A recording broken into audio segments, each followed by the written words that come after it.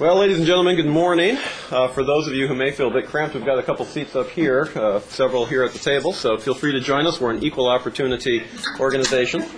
We're happy to have all of you here today. This absolutely has to be Washington because having just gone through an election and being inundated, in some cases overwhelmed with election materials for the last 2 years, if you're from my home state of Virginia, or at least where I live now, and then to come and the next day want to talk about the elections. So this is clearly Washington. But we do have a different and, I think, very interesting take on the elections that many of us really haven't heard a lot of over the last, as I mentioned, several months and years. And the opportunity to hear from knowledgeable, leading voices from the hemisphere in terms of how the elections looked and how they came out. And so that's our mission and our mandate today. We're on the record. We have to, if we're hosting journalists, of course this has to be on the record, doesn't it? So it would be probably wrong, morally wrong not to, but in any event, we have really an outstanding opportunity. Before I do the introductions, Mr. Ambassador, we're happy to have you and others of the diplomatic community here this morning. We have a great group, business community, think tank, governments, folks from around Washington, and we anticipate a very robust conversation. And it is our hope that this is a conversation. We'll have presentations, and then we'll look forward to bringing in as many people from the audience as possible. This discussion really arose from commentary that occurred right after the third U.S. presidential debate, which of course focused on foreign policy. And it was the dog that didn't bark, if you know your Sherlock Holmes. In other words, the international commentary that was covered in Washington and U.S. press organs about reactions to the debate invariably focused on what did they say in the newspapers in Tehran and Beijing and Moscow and Paris, et cetera, et cetera.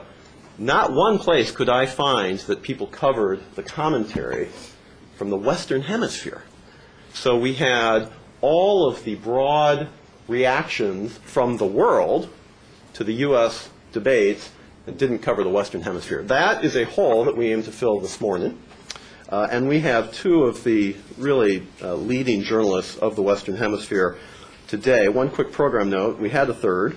Rodrigo Pardo from Colombia has been called away to do what else? Television on the elections. So he may come a little bit later, but we will continue the program even in his absence. We're going to start the conversation with William Waack, who is one of Brazil's leading television as well as print journalists. We had the privilege of hosting him as a moderator for one of our panels in Brazil in August, for those of you who joined us for our Brazil Cities program. He is somebody who is currently with TV Globo. He has his own program and has been an international journalist around the world, in Germany, and of course the United States, and all sorts of hot spots all over the place. And he is somebody who knows the United States because he's covered several presidential elections from here, from Washington, also from other places in the United States. So he is somebody who I think has a very unique and interesting perspective on U.S. elections and the U.S. political system, and we are anxious to hear those views. And we welcome you back to the Council of Americas. Luiza, of course, is one of Canada's leading journalists. She's the bureau chief here in Washington for Maclean's. Maclean's, as all of you know, is the national magazine, news magazine of Canada. And just last night at 2 in the morning, I'm told she finished an 11,000-word article on the elections. When I write things, it's usually in the hundreds of words, not thousands of words. So we look forward to reading that. And she is somebody who has also been in the United States for a long time, generally focuses on U.S.-Canada relations, certainly U.S. politics, understands Washington as well as anybody can, and does, I think, just a fantastic job. We're going to have William Waack give impressions first, and we'll go to Luiza, and then we'll engage in discussion and dialogue and try to tease out some of the most salient themes from the elections and observations from the Western Hemisphere. So, thank you for joining us. Over to you. Thank you all. Thank you all. It's really a very interesting opportunity for me to be here. I used to be a journalist for many years before I got into the show business. Being a TV presenter is more like being a circus artist. It relies more on the teleprompter, so I try to impress you, saying that a TV presenter can't say a few words without having a teleprompter. And acting is sometimes much more important, being what you call an anchor man than to be concerned about information. I spend most of my life writing as a reporter, as a special envoy, mostly to the Middle East and Eastern Europe, where I was based in Germany for a couple of years and Britain. And I had a lot of prejudices towards television until I came to television, and then I confirmed all of them. Usually we say, don't let information disturb your audience. Try to keep them by their emotions, and try to use all sort of appeals that you may have at hand to keep them watching you. So I work for TV Globo, which is the Brazilian major network. Globo has, for the best or for the worst, is your judgment, a sort of monopoly on audience in Brazil, particularly when we are talking about news. So Globo's newscasts, they enjoy a credibility degree that you probably won't find in comparable emerging countries. This, as I say, for the worst or for the best is your own judgment. That's a fact. And I have the opportunity at Globo's 24-hour news channel, which is called Globo News. I have the opportunity to present a weekly show. Then we have an audience which is very much selected, and in which we did a debate only on the foreign policy debate of both candidates 2 weeks ago, if I remember well. So it is, for me, always a balance between two worlds, because when we have at the open television, at the mass television, a bad day in terms of quotes, we have between 10 and 15 million people watching us, and at the news channel, the cable, the pay TV, when we have a good quote, we have 100,000 people watching us only. So this gives you an idea. First of all, I'm not telling this out of the blue. It gives you an idea on how well, I would say, how bad prepared the Brazilian audience is for difficult and sophisticated issues like foreign policy debate.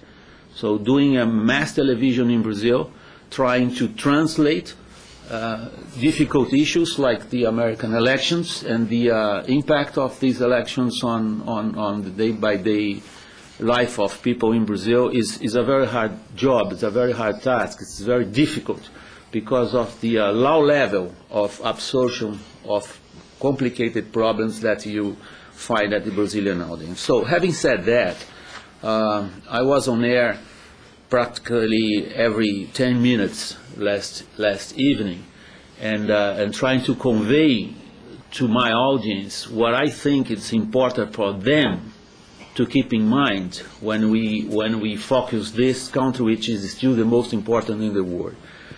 And first of all, we do this in television by what we call in Portuguese. For the Portuguese speakers here, the word we will say quite a lot. I'll try to explain better the expression. We try to fulanizar, which means to put someone in blood, in flesh, in front of the audience, and this is Obama. Obama has such a degree of sympathy at the Brazilian audience that we always anchor all the newscasts on Obama, criticizing him or taking his sides in some of the issues, but Obama is the centerpiece of our reporting when we are referring to the United States. So Obama is the face of the country today. If you follow the Brazilian press, you will find how striking it is that all of them were Obamistas from the birth. as we say. They were born Obamistas, our colleagues. So it was a lot of like in a soccer game. You are playing at home when you talk about Obama in Brazil. But this has less to do with the real facts. And now getting out of the TV reporting and coming to my own ideas about how that will impact on Brazil. I think in terms of investments, in terms of economy, in terms of that wide network of relationships in Brazil, the election will have no impact whatsoever. There is an agenda going on, which doesn't depend on governments in this sense. It won't impact, I think, on any decision makers, whether they put money in Brazil or get money out of Brazil. I think will be much more related to the international crisis situation than to what sort of impact the old new administration will have on bilateral relationships. Secondly, in terms of the interest of Brazilians to come in here and make America, I was doing my reporting on the run-up to the elections in Florida. I was telling Luiza about that. I had the opportunity to know the Queen of Versailles. Do you know the Queen of Versailles? Have you the opportunity to have to see that documentary? No one knows what the Queen of Versailles is? It's a wonderful story. It's a wonderful story, from rich to rags. A billionaire who tried to build the biggest home in America, inspired on Versailles. So I spent a day with them. And Jackie Siegel is really a personage for television. She's a character for television. She's doing her own reality show, and they are helping us. And we are helping her. So what I tried to with Jackie Siegel is to portray if you like, the perversion of the American dream in terms of the total dedication and obsession with consumption. And if you look at the Brazilian audience at large, you still find millions of Brazilians interested in get a visa and make America. This is an important point for us when we are reporting about the election. It is an important point for us because we try to show Brazilians that America has changed quite a lot, socially speaking, quite a lot. How deep what that libertarian says in that wonderful book. I found wonderful because of full of provocative ideas coming apart. That at the seams this society is coming. It's widening this gap between upper classes who think liberal and lower classes who are more or less dependent on the state and so on. The Brazilian audience doesn't grasp that exactly in this sense, but when they look at the elections, the impact that you have is, okay, Obama is caring for people coming to America. Whether this is true or not, as all of you know, the perception of reality for people is much more important than what you would probably call hard facts. So in this sense, first, I don't think the election will have many impact on any important decisions in the private sector. I think the private sector, for instance, will be much more concerned how Dilma Rousseff will rule the question of the utilities in terms of production of energy.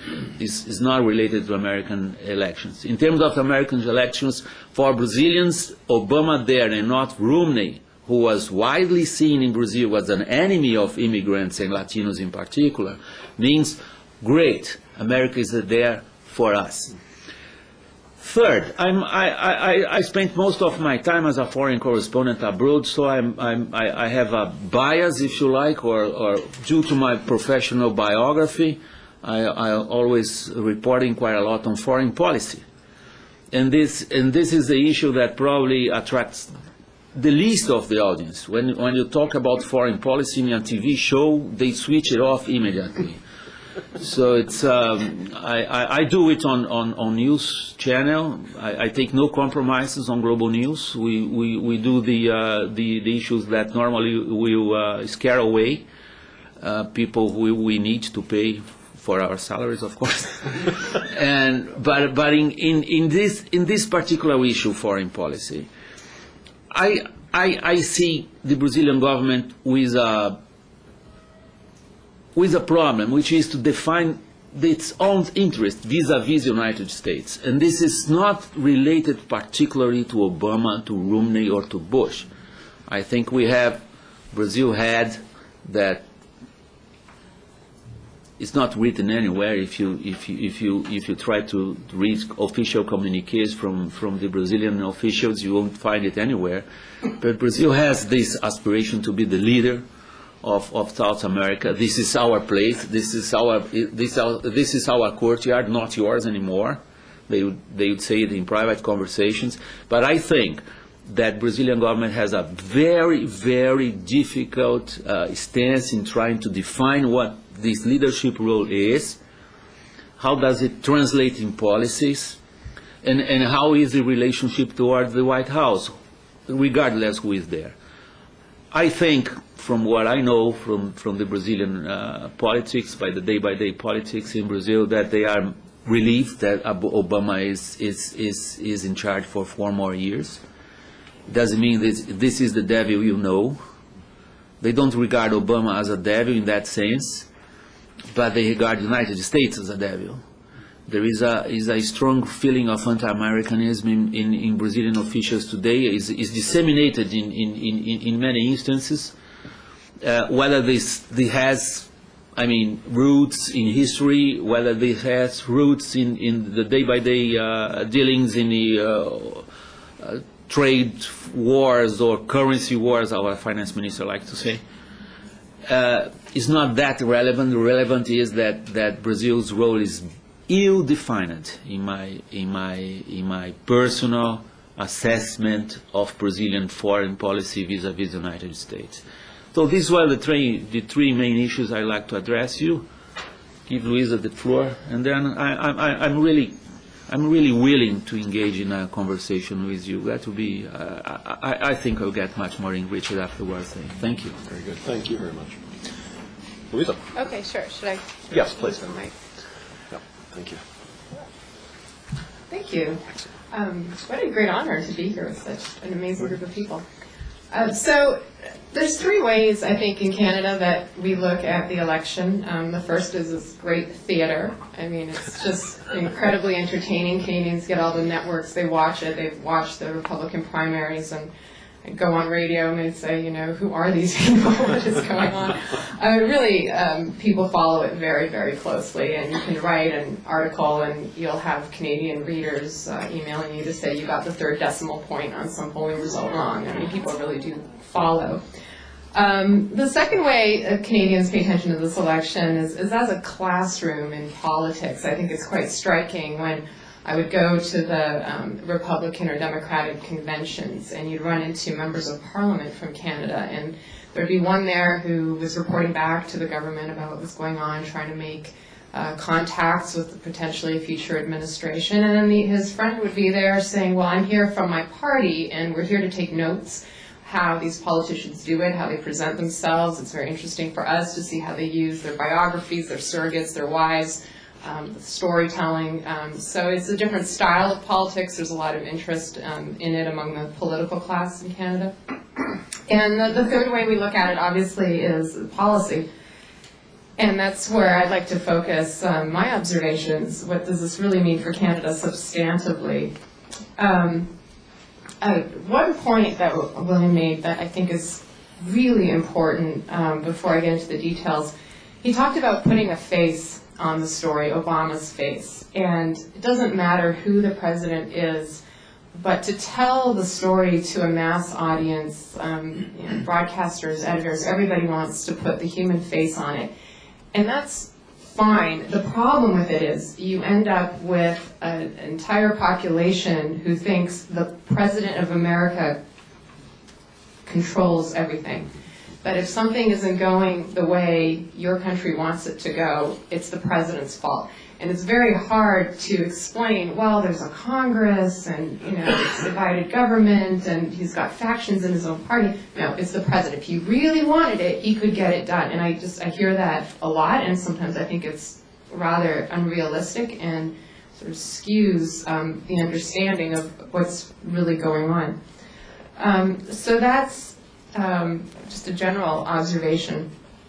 And So into the specifics. So the first, obviously, biggest issue for Canada is is the U.S. economy. I mean, there's such a high level of integration. So if you think about how export dependent Canada is, the statistics I've read say that a third of Canadian GDP depends on exports, and 74% of Canadian exports go to the United States. It used to be 80%. We're diversifying, but it's still a fifth of jobs are export dependent. So I think the fiscal cliff issues, the uncertainties over the United States economy, this is a big issue for Canadians. It's the thing that will affect Canadians the most if it goes badly. So that's just number one. Number two, as we've seen, I think everyone has seen energy. I mean, in the years that I've been in Washington, I've never seen so much attention to a Canadian issue in the Congress, let alone a presidential campaign. So the proposed Keystone XL pipeline, which is not the first pipeline from the oil sands to the United States, but it's the one that really caught fire as an issue in the Congress and in the public. So Keystone XL, in a nutshell, would bring crude oil from the Alberta oil sands. Environmentalists don't like it for a variety of reasons. They say that the extraction is more carbon intensive in Alberta. The Albertans say, well, we're making great strides, taking a lot of measures. And the second issue was routing this pipeline. It was to go through a sensitive aquifer in the state of Nebraska. And so the State Department put the process on hold and eventually declined the first route. This was an area where it was really focused on by the environmental movement because it was the rare situation where the president had unilateral power to make a decision. And I interviewed a lot of the people opposing this pipeline, and I'd say, why aren't you focusing your efforts on coal-fired plants in the United States, for example? And they say, this is where he cannot blame it on Congress. It's a presidential permit. And he came under incredible pressure from people in his own party, activists, environmentalists, to block this pipeline. And yet so far he hasn't blocked it, but he's drawn out the process. So for Canada, this is seen as, to some people, a slap in the face to Canada, that a good friend, a good neighbor would cooperate. It was the United States in negotiating NAFTA that wanted access to Canadian energy, and so some people are baffled and saying, well, what, you don't want it now?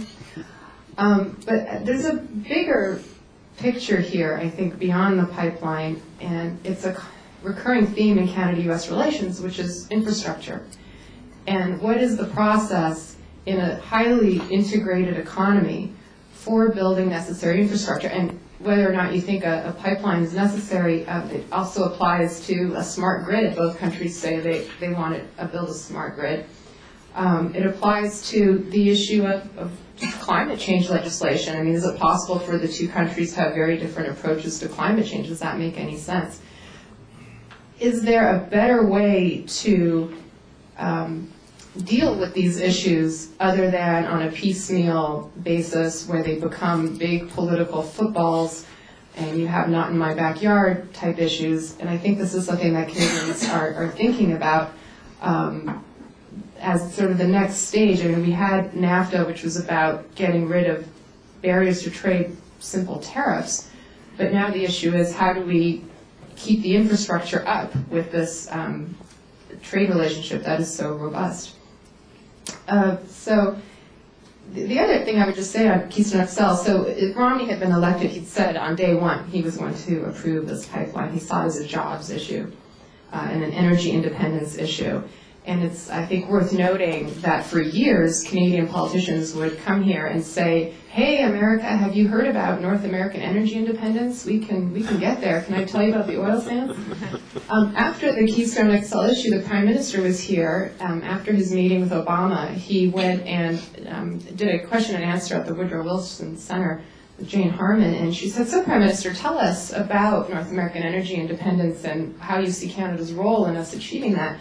And to me, it was just very striking. He just stopped saying what they'd been saying all along and said, well, it's not really how we define our own interests. We define Canada's interests as diversifying markets for our energy. And he made the point that we can't be a captive supplier of energy to the United States. And Canada is the biggest supplier right now, 24% of U.S. imports. So he was intimating that the Harper government is now trying to build a pipeline to the West Coast to export this oil to China. And it's not clear to me who has the most leverage here.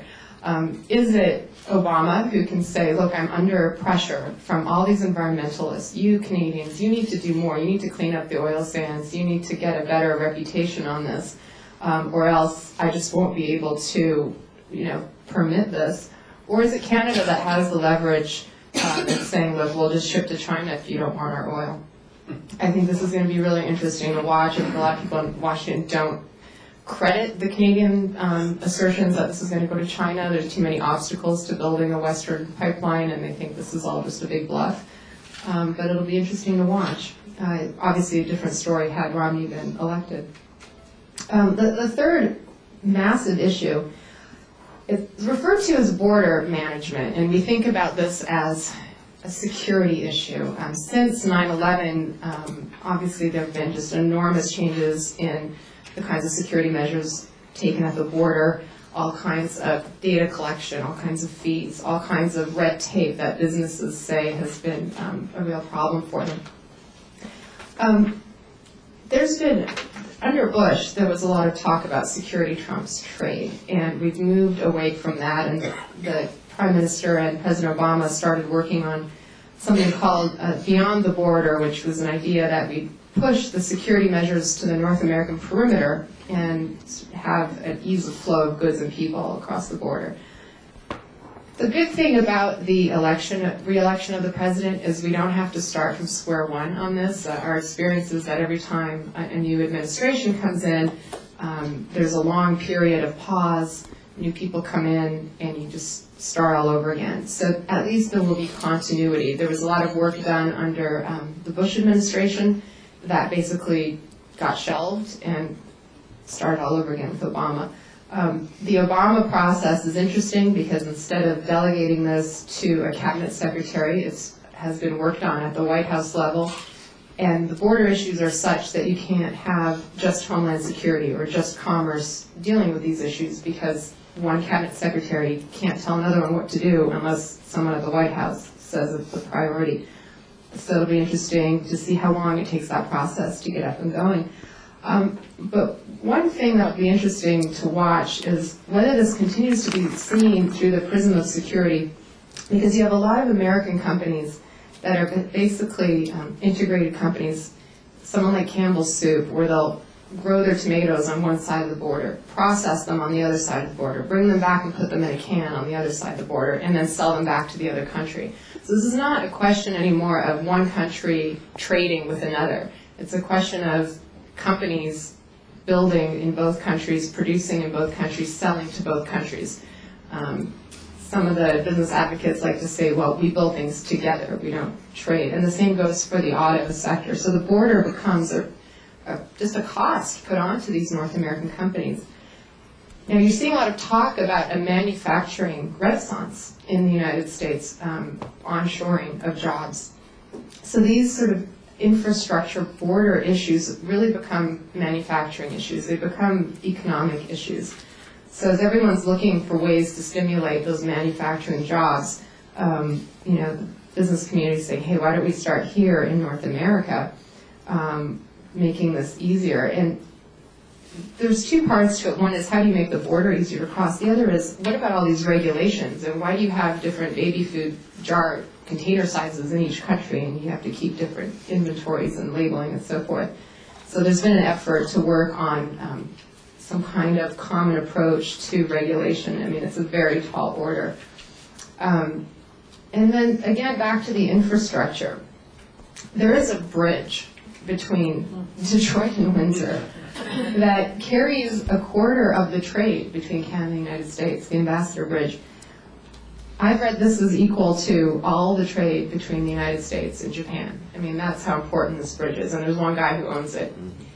And that bridge is overcrowded. They've been trying for years to build a new modern bridge, and he keeps blocking the process. And last night, he actually had a ballot initiative in Michigan that would have required an amendment to the state constitution to build against this bridge. I mean, it's just crazy. So the governor wants to build a bridge. Canada said they're going to front a lot of money to build this bridge. It still hasn't been built, and it's just one of these absurdities where the greater interest here is getting the integrated manufacturing, the auto sector, all these jobs that every politician says they care so much about. Just this is nuts and bolts stuff. So the other big issue for Canada in this election is obviously trade agreements. We're trying to get involved in the Trans-Pacific Partnership. That would be sort of the next era for trade. Could have a lot of impacts on Canada. We're not sure what yet. So obviously Governor Romney was very pro-free trade, and we'll see how this goes under Obama. And the other impact is military. President Obama keeps insisting he wants allies, NATO allies, to step up and do more. I think Canada's been doing well on that score. So that's an area of very close cooperation.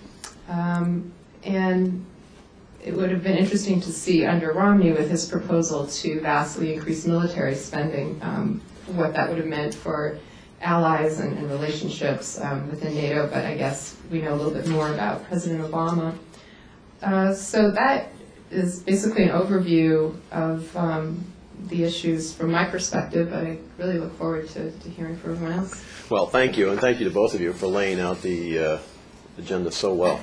Congratulations and thank you. I think that was outstanding.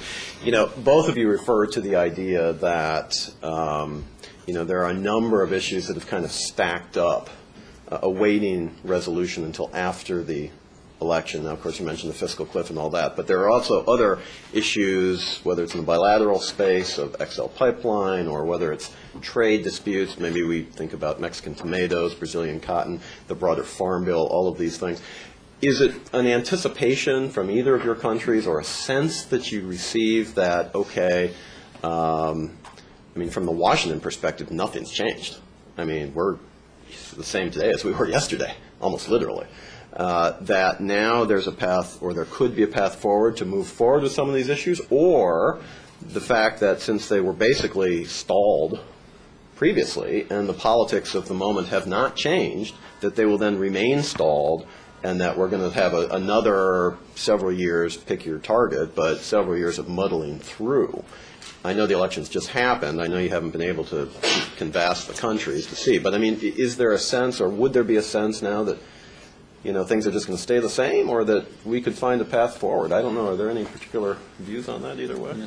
Sure. Well, on the Keystone issue, I think in Canada there's long been an expectation that it won't be long after the election before the president approves it, that he was just, you know, doing this to keep the environmentalists in his coalition on board. I don't know if that's right. I mean, they announced last night there's going to be more anti-Keystone actions in D.C. later this month. This issue is not going away, so maybe that's over-optimistic. But certainly, if you remember back to the Obama-Clinton race, when Obama at one of the primary debates said he was open to renegotiating NAFTA, and there are a lot of, you know, outrage headlines in Canada, but pretty much every Canadian said, oh yeah, whatever, that's just him grandstanding. And then there was the issue about someone telling one of our diplomats that in fact this was just a bunch of hot air. But I think there's a healthy sense of skepticism in Canada when elections are on, so we'll see. No, we are not in the same position as the Ayatollahs in Iran, who said they wait for the elections before they start talks on substantial negotiations about their nuclear program. I don't think there is any outstanding issue between Brazil and the U.S. that would have waited for the elections to happen and then for actions to be taken or negotiations to be started. I think the fundamental issues are still there, and they are more on the Brazilian side, like how to engage private investment in infrastructure projects in Brazil in our current business climate, which is a bad one. How to engage important investors, U.S. among them, U.S. investors, in the exploiting of Brazilian oil deep what we call a pre-salt, the pre-salt reserves, how to convince them that Petrobras is a well-managed state enterprise that will reward investors. Another outstanding issue, if you think on the bilateral relationship, is a very old one, which are the rules of the game, not only for the manufacturing sector or for investment in utilities, which requires a period of time of at least 10 to 15 years to mature. But if you take the discussions in Brazil, in the legislative, about the use of what we call in our political discussion Código Florestal, is how Brazil is organizing its own agribusiness. This is a major piece of legislation with a major impact on our most vibrant economic sector. And I think these issues are outstanding for itself, but they are all related to Brazilians. They all depend on how the Brazilian society at large and our political class, part of it has been condemned as corrupt. Recently, it's still going on. Today, the judgment will restart again. People will end up in jail. This has a major, profound impact in Brazilian in the Brazilian political culture at large. At least I hope. And just in one sentence, no, it doesn't depend on the U.S. election. One of the things that I hope, and then we'll go to all of you, or that would seem to make a great deal of sense in terms of trilateral cooperation. Actually, our three countries are globally competitive in agriculture. And we have a U.S. Farm Bill that's moving. I'm from Illinois. That's kind of my background. But the idea that we're trying to, undercut each other globally at WTO or et cetera, rather than working together, it seems to me that with 7 billion people in the world and soon to be several hundreds millions and billions more, we got to find a way to feed the world population. And you'd think that cooperation in agriculture would be a sound way to do that. But let's open it up to all of you. We're going to go to Ambassador Maisto first. We've got Dina Adler. We've got Ambassador Hughes. We've got Susan Schmidt. So already the line is long. So Ambassador Maisto, to you, please. Thank you. My name is John Maisto. I'm retired. You're not a Steelers fan, are you, by any chance? Now the baseball season's over. Really. My question has to do with both of you, has to do with a subject we've been hearing about in Washington of late, and that is the Trans-Pacific Partnership, whereby the countries in the Western Hemisphere, from Canada down to Chile on the Pacific side, are looking more to the Pacific. My question is, number one, is this seen as an issue in Canada? And number two, does Brazil see that this administration's interest in the Pacific, the pivot to Asia Pacific, does that have any translation into the relative importance of Brazil vis-a-vis the United States? Is it paid attention to? Because my own view is this is something that's coming in the administration. Interesting question. Yes. I recently interviewed the Canadian Trade Minister about this, and I said, well, this whole pivot to Asia, I mean, to use Obama's term from a different context, but is this because of the financial crisis and the sluggish growth in the United States that now you're trying to negotiate all these agreements with Asia, including the TPP? And he said, no, this was our strategy before that, but it's certainly been accelerated by the sluggish U.S. economy. And I've had someone bring to my attention a study that looked at economies in Latin America and found that the ones that were the most integrated with the United States fared the worst recently, and the ones that were the most open to Asia fared the best. And so that lesson has not been lost in Canada. But just your question, is it controversial? Yes, it is very controversial. The Harper government has an aggressive policy of trying to negotiate more and more trade agreements, including one on services. And there are a lot of people in Canada opposed to this. It comes at the same time as there's a Chinese government-owned company looking to invest in the oil sands, a takeover that's being looked at. So there's a lot of questions being raised. I think there's a vocal group of Canadians who are very suspicious of what kinds of rights the government gives up, of what kind of transparency is given up. So there's a lot of scrutiny. Certainly the opposition parties are very skeptical of some of these things. I'm not reporting on the day-to-day Canadian politics, but there certainly is a lot of discussion. What about from the Brazilian perspective? Is TPP even on the radar, or these sorts of issues? Well, not for the audience, of course not. This is something that you may find in the print press happen a while and in among scholars. But your provocation is great, because actually what you are asking, I mean the background of your question is whether the Brazilian government thinks in strategic terms or not. No, not whatsoever. I don't think they have a clue about this. They are still stuck in the 50s in that sense. If you take, for instance, all these arguments about the expansion of the Mercosur to include Venezuela, it looks wonderful on the paper because you have a single market between that stretches from the Orinoco to Tierra del Fuego. It means well on the paper, has no political meaning whatsoever. It's just a mess. If you talk about physical integration of South America, which is a recurrent gibberish electoral speech from any Brazilian president, and I'm talking about the present administration in Brazil, I'm talking about informants as well. It's so much behind the schedule to integrate the Atlantic border to the Pacific border. That is, I mean, there's not a, it doesn't make sense in terms of a strategy, if you like.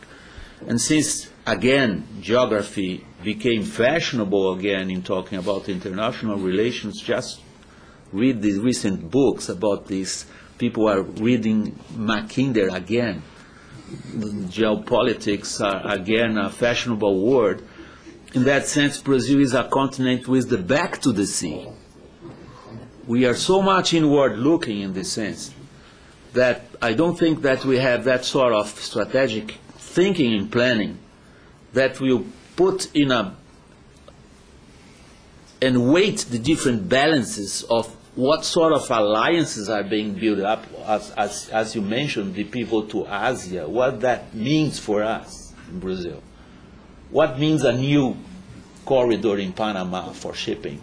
What does it mean for us? How far are we from the major power centers in the world today who's shifting to Asia? We've been part of the Atlantic for 500 years. I don't think this sort of thinking takes place at the Brazilian government, unfortunately. Adina. My question is more like a poll. And Eric, if you have comments on other countries in Latin America, that would be helpful. You both mentioned a number of issues that were focused during the election or going forward in the bilateral relationship. As you know, most Americans only vote on one issue. So I'd be curious to know if Canadians and Brazilians could vote in the U.S. election, what would that one issue be? And Eric, if you happen to have a thought. Yeah. Jobs. And jobs. I don't know about the Canadians. But I mean, is it jobs in the U.S.-Brazil trade sense of it? I mean, if Canadians were voting, they'd vote for Obama. I think the polls show that. But is there like a one issue? I think it's more of an identification, a cultural identification. I think it's the Canadian political spectrum is just doesn't have the far right of the Republican Party in it. I mean, obviously it's a conservative government, but even a conservative government in Canada, by American standards, is moderate. So I just think people look at some of these policy positions, some of the social policy positions, and they just don't identify with them. I mean, that's just my personal interpretation, but it's a comfort level. I just want to follow up on the geography comment. I think one really interesting thing that happened between the Bush and the Obama administrations is under Bush, I'm sure a lot of people here remember, we were talking about this trilateralism. After 9/11, both Canada and Mexico said, hey, we can't get your attention on our issues, so let's get together to get your attentions. And Mr. Bush, you are so interested in Mr. Fox, can we kind of use that as a way to get to the table? And there was all this talk about building a North America. And there was the Security and Prosperity Partnership. The three amigos would get together and instruct their bureaucrats to work together to resolve some of these issues that I just mentioned. And after Bush, that just faded away. And there was a big discussion in Canada, should we go trilaterally or should we go bilaterally? Is this sort of negative and hot controversy about the Mexican border impeding our ability to discuss our border issues with the United States? And it seems that that decision was made, and this is all being done on a bilateral basis. And there are some people who think this is a mistake, some people who think it's the right strategy. But it was a big debate for a while about whether whether it's better to deal with the United States as part of a group of one or two or three or more countries, or do you lose too much leverage being the small country dealing with the big country? And it seems to me that Canada took that gamble, that they were going to do it on their own. I don't know what the perspective is from other Latin American countries about that sort of multilateral versus bilateral relationship with the United States, but it's an interesting issue. Two quick things which both relate to Mexico, and then we'll go to Phil. But I agree with that. In fact, Council of the Americas was directly engaged in the SPP. We were the Secretariat for the U.S. along with another organization, and we were deeply involved in it. There was progress being made, but it was a not invented here syndrome when the Obama administration came into office. I think both the Mexicans and the Canadians really wanted to continue the process, rename it, refocus it, change it somehow, but continue the process.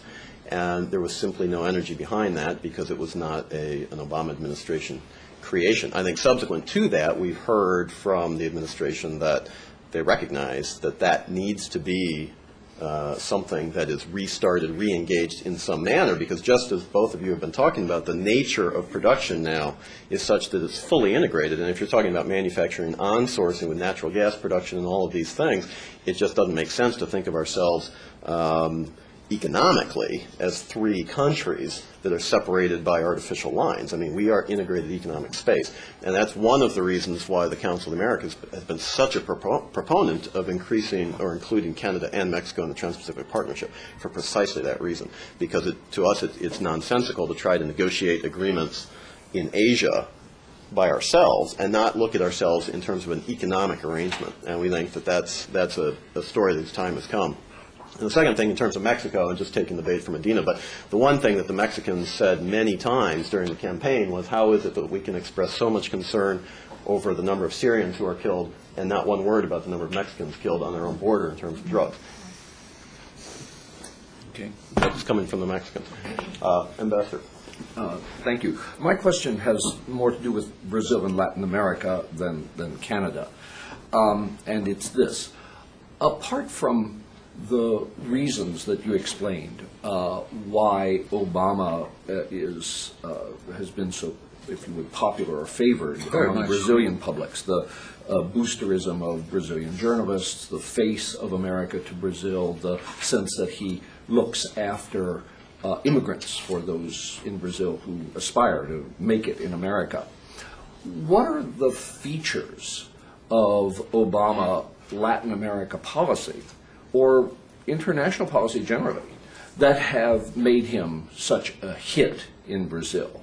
And relatedly, thinking about what you've said about Brazil's aspirations for regional leadership, and then what you said in response to John Maisto's question, is there a view in Brazil about what U.S. policy toward the hemisphere is more broadly, how we act in the hemisphere, that doesn't just refer to or that reaches beyond the specific U.S.-Brazilian bilateral issues that really you focused on in your talk? Well, it's a two-track question, yours first. Obama is hugely popular in Brazil, first of all, because he's black. I mean, every Brazilian would identify with him. I was covering the elections 2008. That was a huge happening. I mean, it was, people were really happy in Brazil to see this.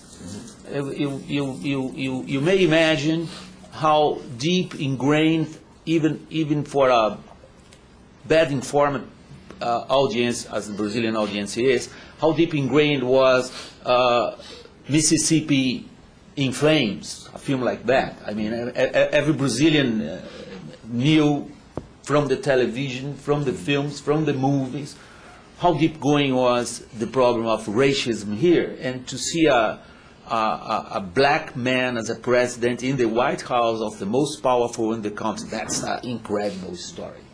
I mean, it's probably the story so far in the 21st century in terms of impact on an audience. I'm not talking only about Brazil, but Brazil is outstanding in this sense because we regard ourselves, whether this is true or not, that's a different question.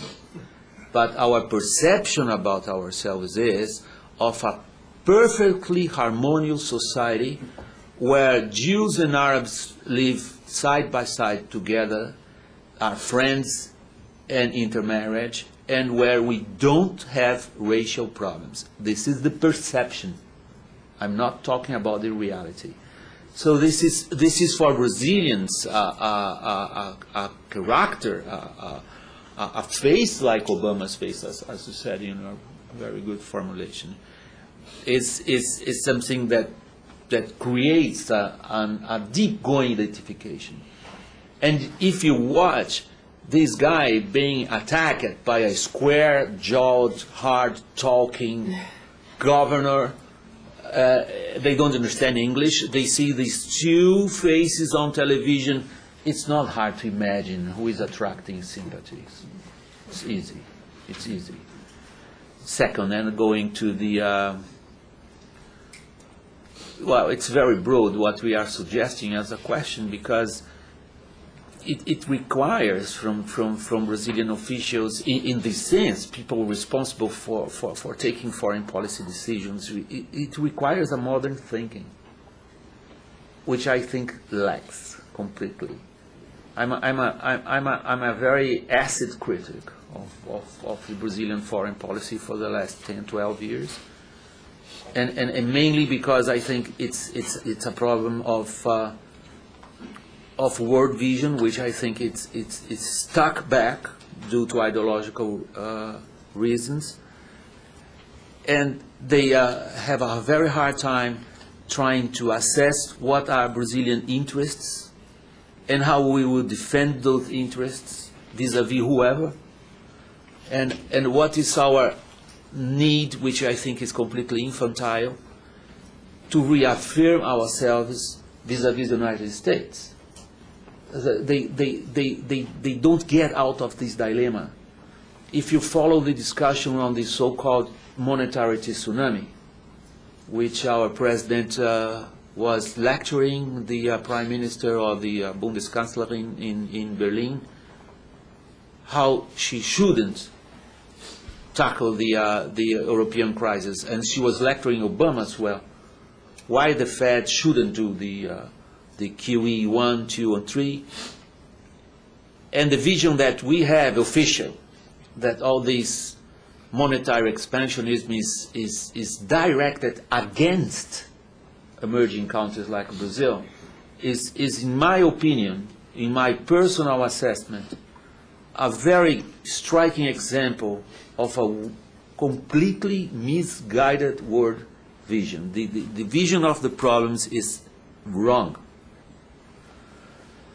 Now, if you ask me about particular issues in the U.S.-Brazilian bilateral relationship, which are above or below this level of articulation of policies and so on, I think that has been the task of any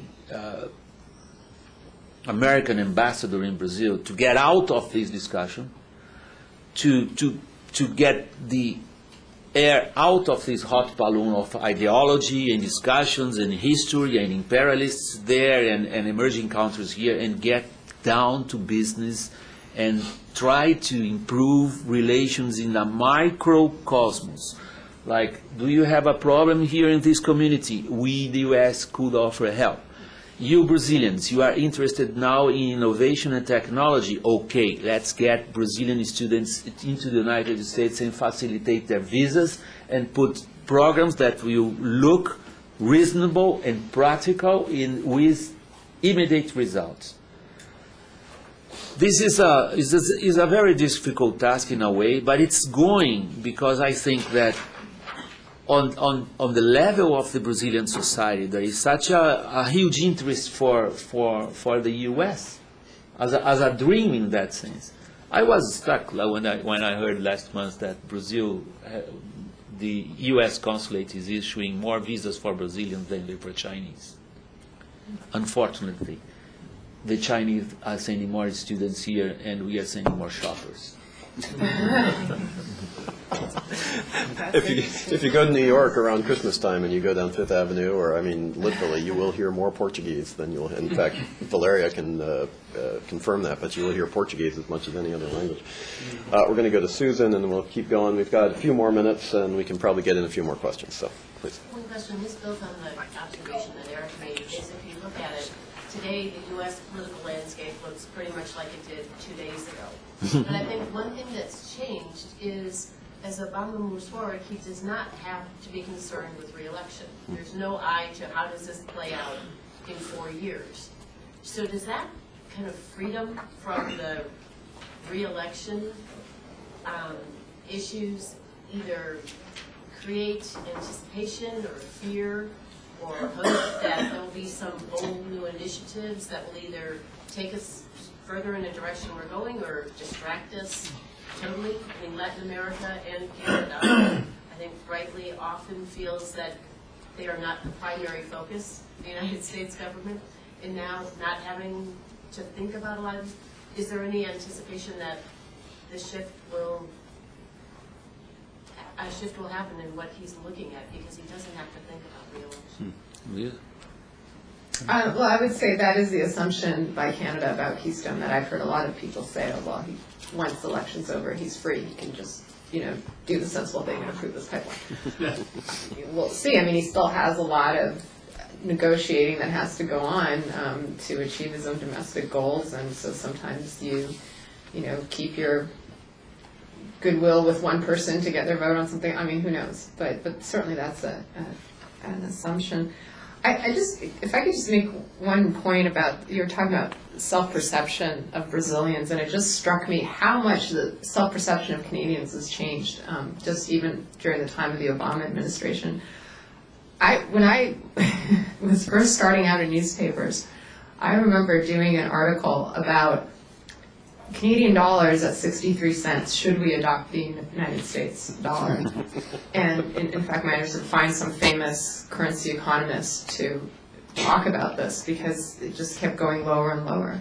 Well, now, obviously the dollar is at parity, and the amount of economic self-confidence in Canada is just huge. And it's not just the energy issue, but also in the banking regulation, the fact that we weren't hit by the financial crisis the same way. The fact that Canadian, the Canadian pension plan was fixed years ago. The fact that the mortgage industry wasn't as exposed as the American was. The fact that we balanced the budget and had many years of surpluses. Suddenly Canadians looked at themselves and said, hey, we've done a lot of things right. We've always been the economic basket case. We had the worst recessions, and suddenly we're in a really strong position. So that's, even talking to the U.S. ambassador to Canada, David Jacobson, I mean, he makes that observation as well, that there's a lot of self-confidence in Canada, and that is good for the Americans who have to deal with Canadians because they feel like they don't have to be stepping around, Canadian insecurities all the time. So anyway, that just struck me when you made that point.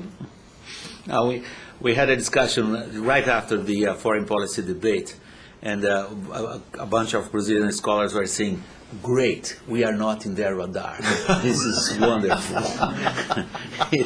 it gives us a degree of freedom, yes. It's like the old expression, be careful what you ask for because you might get it. So if you ask for attention, you might get it. Yes, please. This is a question for William. comments about Brazilian foreign policy being stuck in this 1950s, mindset.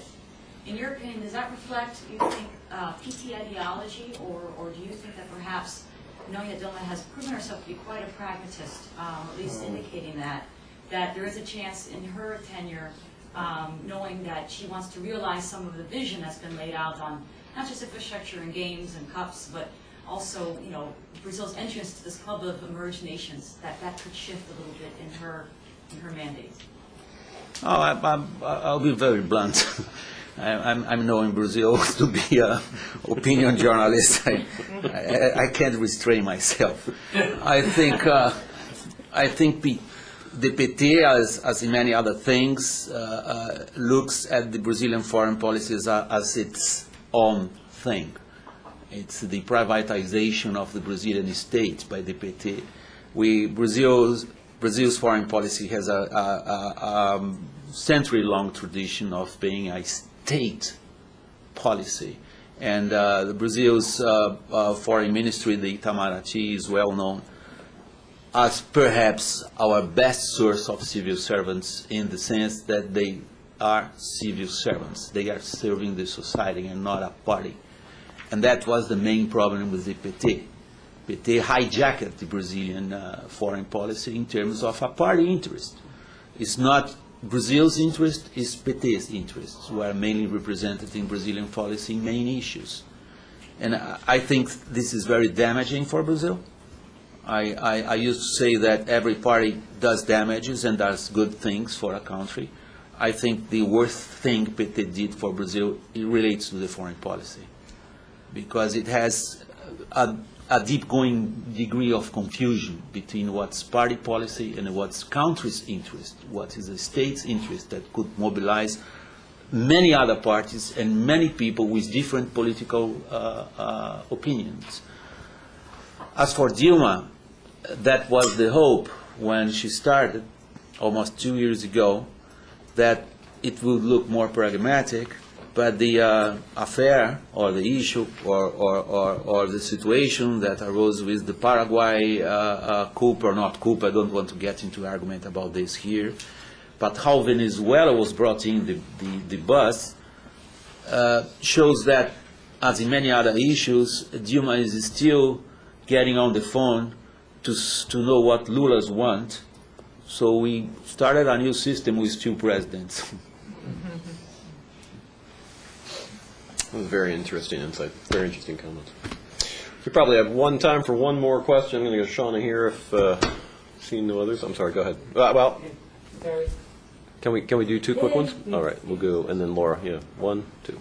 So another question for William about Brazil. Actually, maybe we'll take them together if we can. Oh, sure. Yeah, I'm sorry. Go ahead. I was just wondering if there's a different view of of foreign policy, of the economic integration, and of Obama generally among the business community. Is there sort of a different perspective than the government? You talked more about that, or the common people view that interested in it. Talking about the business community, what they are really concerned about are the rules of the game, always. I play that role as a host, as a moderator in discussions 20 times a year. I'm doing this sort of event in Brazil and getting people from outside Brazil into, and that's the very first and the only question. How much are we concerned about what we call in Portuguese segurança jurídica? It means, which are the rules of the game? Are you going to change it when the ball is being played or not? That's the main question. That's the most important thing. And it's hard for the business community to get a good look on the legislative process in the Brazilian Congress. Lobbyists in Brazil, this is a bad word. It's not like here, a recognized profession. To be a lobbyista in Brazil is almost to say that you are a criminal. Even in a personal relationship, if you say you are lobbying me, it's a very bad situation. I mean, you are trying to make me doing things that I won't do. So, in this sense, the question, the answer to your question is an easy one. I feel that foreign investors are still much suspicious about how far the Brazilian growth rates will go, they tend to see Brazil as a so over-regulated country, so much under the stress of lack of infrastructure that they don't think that Brazil will grow as it could grow.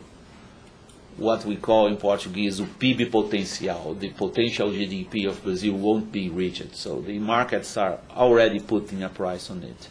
So Brazil is not Mexico now, is the darling. Brazil is not anymore. As for the public at large in Brazil, as I said at the beginning of my remarks, it's for if you are interested in the wide audience, unfortunately no. These are issues that we may sometimes address in the pay TV, and as for a mass audience, no, forget about it. I'm Laura Dackner from the Embassy of Costa Rica. Thanks, it's been very interesting. Just one comment, it's sometimes hard for countries, to know how to relate to Brazil. You are clearly an emerging economy, a strong player. We have a poet who says that Brazil is for professionals. It is hard. I have a question for Eric, actually. Well, the program has just ended. So. As for Latin America, after the elections, do you see any change?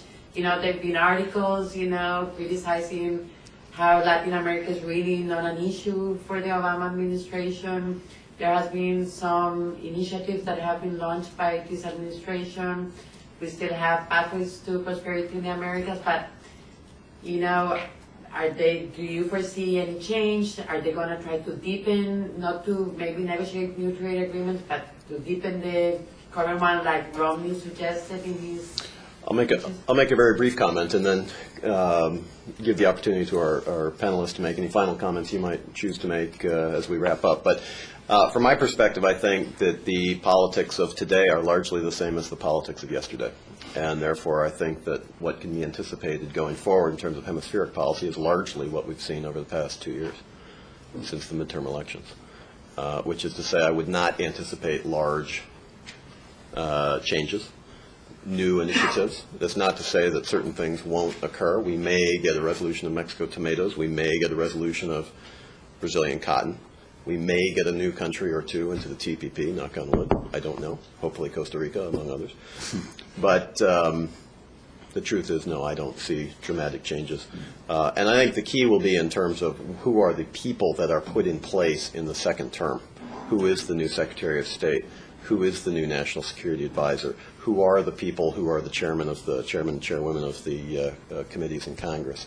And from the early handicapping of who may or may not be in line for those very senior positions, there aren't a whole lot of Latin Americanists. There are people who focus on other parts of the world, have experience with other parts of the world, have not spent a lot of time on the Western Hemisphere. It's not to say they're not familiar with energy issues or perhaps trade issues or substantive issues, but as a geographic region, I think we largely get what we see. I hope it's different. That's one of the reasons why the Council of the Americas exists, which is to continue to bring the idea that the Western Hemisphere is not just an important part of the world, but the most important part of the world to the United States. It's our neighborhood. It's where we live. With that in mind, let's go backwards in reverse order. Let's start north and go south. We'll start with Canada. If there are any final thoughts or comments, what great comments! Fantastic. Thank you for bringing them. Yeah, thank you. It's been such a pleasure. I agree with everything you just. Well, there you go. Really, I will subscribe. Yeah. William, any final thoughts? No, just to say that I teach international relations at a college in São Paulo, Fundação Armando Álvares Penteado. We started a Center for U.S. Studies, the first one in São Paulo. And if you get in touch with us, we'll be happy to see you in São Paulo as well. We have a lot of students who are now getting an academic interest in studying the U.S., and thank you very much. I think these comments, as I mentioned, have been really interesting. We run a lot of programs at the Council of the Americas, as you can imagine. Some are better than others. This has been one of the best. I really appreciate your time. I hope both of you will come back to give us another sense of how you were seeing things. We won't invite you back next week, don't worry, but perhaps when something significant happens. Ladies and gentlemen, would you please join me in thanking our guests for their terrific time.